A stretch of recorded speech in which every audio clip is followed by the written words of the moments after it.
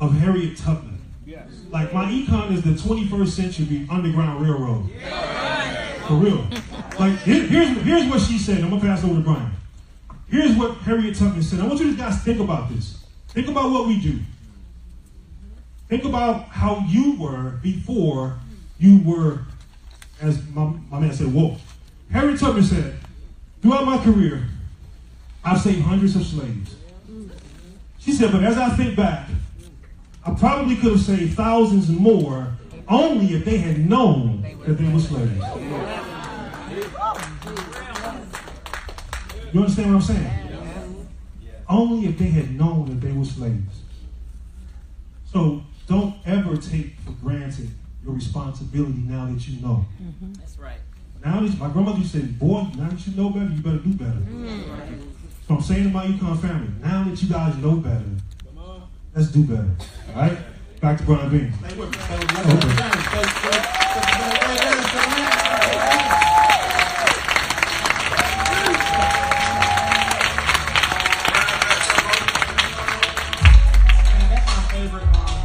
my favorite section is seeing the results of all the hard work that you guys are doing. Isn't that cool? Wow. I think a lot of times we get on Facebook and we see each other a lot, or we do lives, or I do webinars. I'm gonna start doing 2 webinars a month on personal growth and self-development to give people really the mindset. None of this works if you don't change the way you start thinking. That's right. It really doesn't. So I wanted to break script real quick because I think the testimonies gave everybody an idea of what MyEcon is all about, right? Yeah. So we've been going through a full presentation, and I said I wanted to talk to you tomorrow, but I want to talk to you today. This is your chair, because you're bigger than me. You sitting in this thing right here, I don't trust it. And I want you guys to hear something before we take a break, because I feel like God brings certain people into your life for a certain reason. Yes. And I've been literally in bed for 9 days, and I had a lot of time to think about systems and automation, and I'm just very blessed to where I went to the doctor twice, and both times she was like, "You need anything for work?" I was like, and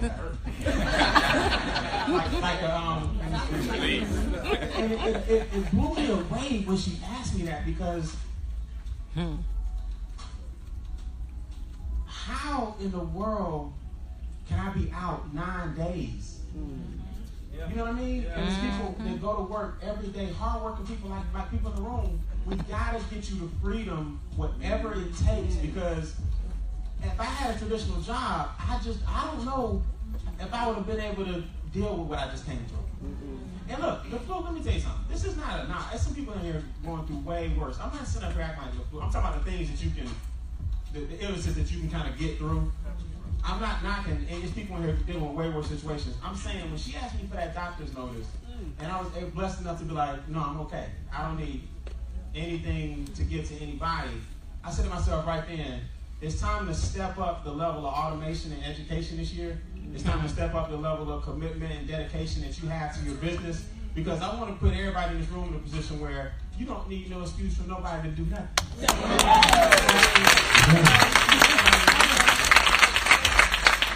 I want to talk to James real quick before we take this break, because I don't think people understand what the epitome of perseverance represents.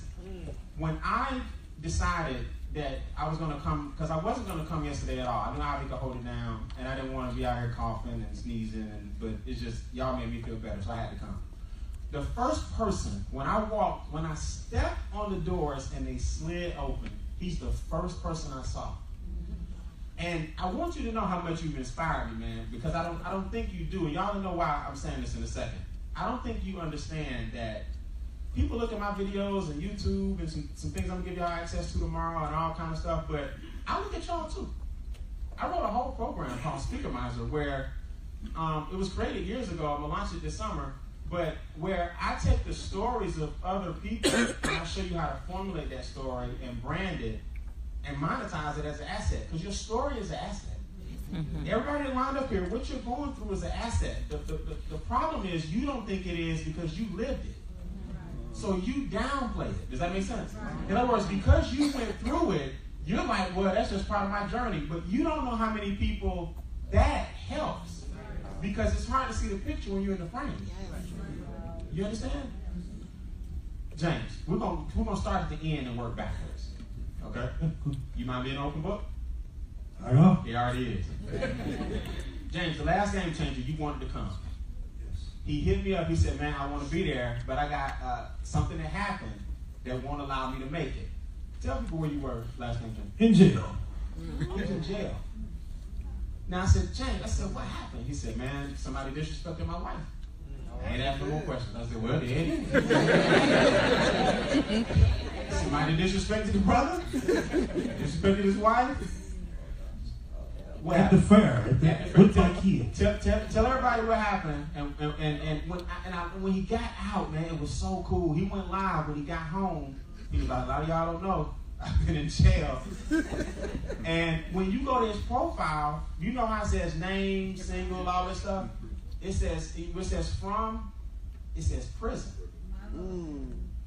So we're going to go back to that, right? How you grew up in the whole nine. But what happened at the last game changer, man? Tell everybody what happened.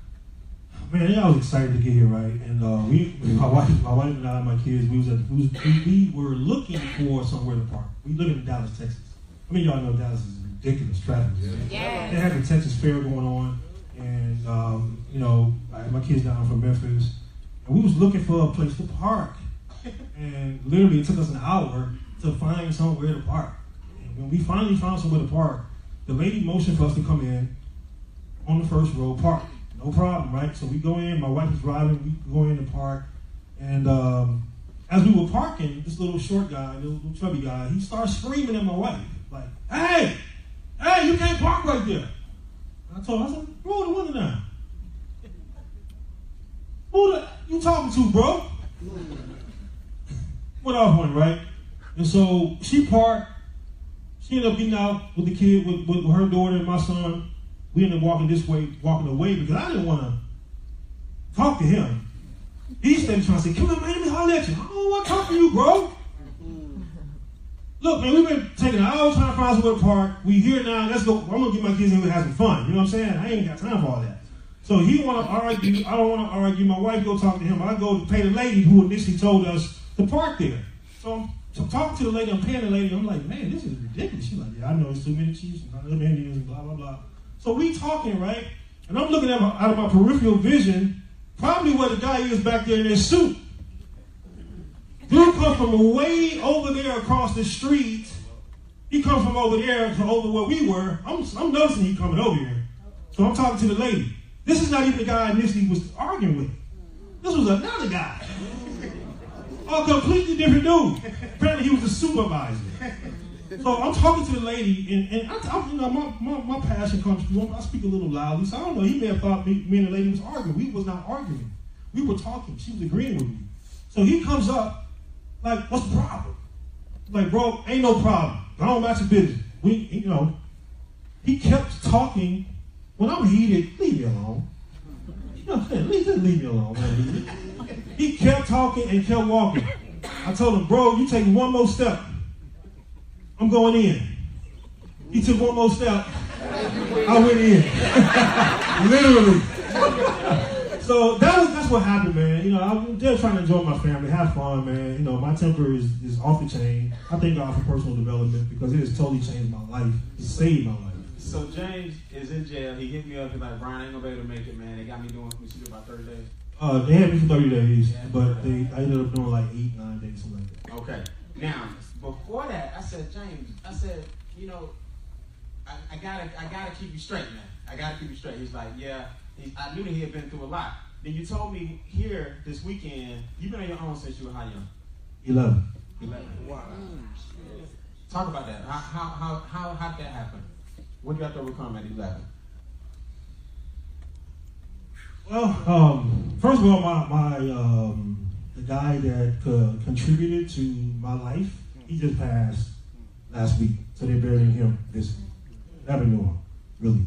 He did his thing. So I didn't have my father growing up. I can remember at one point, we lived in a house. I remember we had a dog named Peppy, right? I remember my mama had a baby blue LTD. I mean, y'all remember that, the big LTD, right? She had a brown Camaro.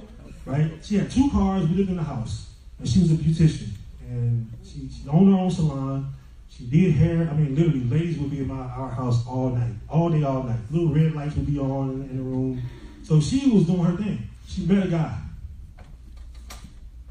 and the rest is history. She met a guy. He had no good intentions for her. He lived with us for a while. I remember the abuse.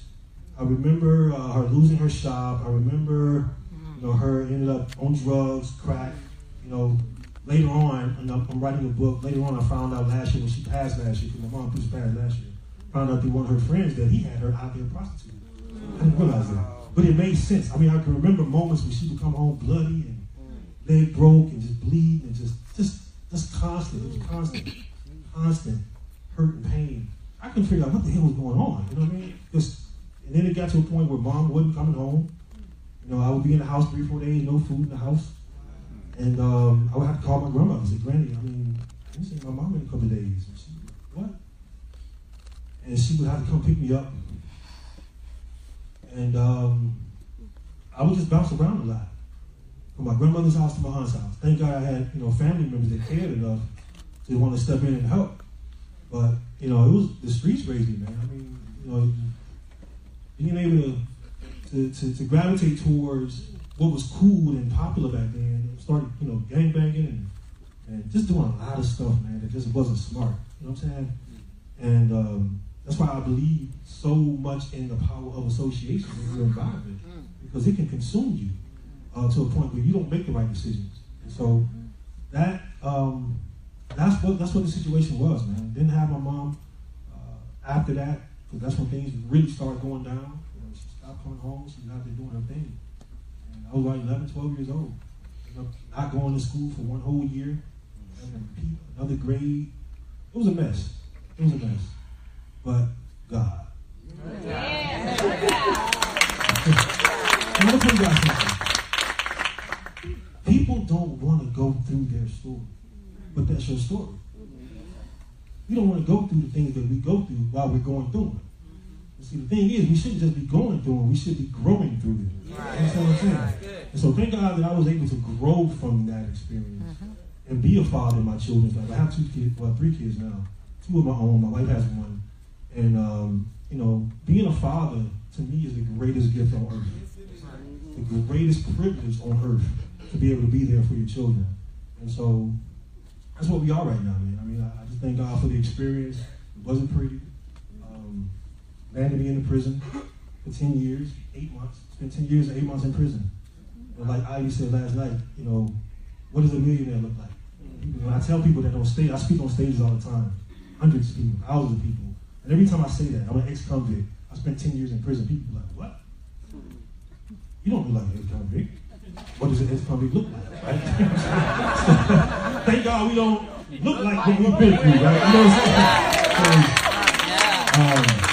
Just have to endure, man. You just have to endure life. You know what I'm saying? Life. We all got a story. We all got a story. It may not have been as drastic as mine, but we all got a story. You know what I'm saying? Hey, man, I just want you to know that to be as transparent as you are, to be a walking testament that you can get out of prison, do a decade, get in network marketing, start your own business, make 6 figures, not once, over and over and over, become part of MyEcon, and share the fact that your story and what you've been through, that's not who you are. Right.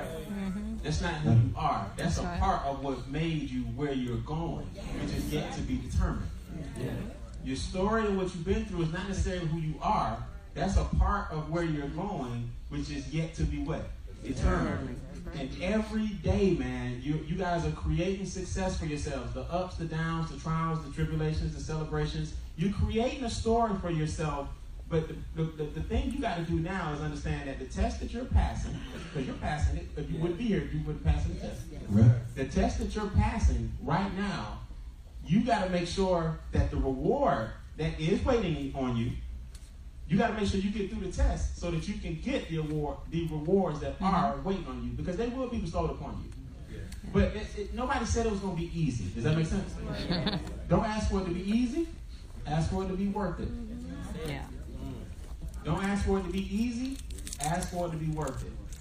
So, man, I just want to tell you, I'm going to have you on my podcast as well, man. And I just want to let you know, man, you inspire me more than you believe. And if it took 20 years and you followed me for me to meet you in person, I want you to know that I'm just mine this weekend.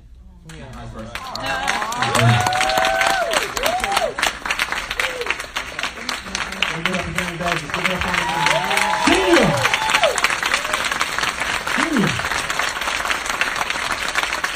I just want to say back to Brian, man, I appreciate Brian, really, for just being the example. I mean, here's the evidence right here. I'm looking at the crowd.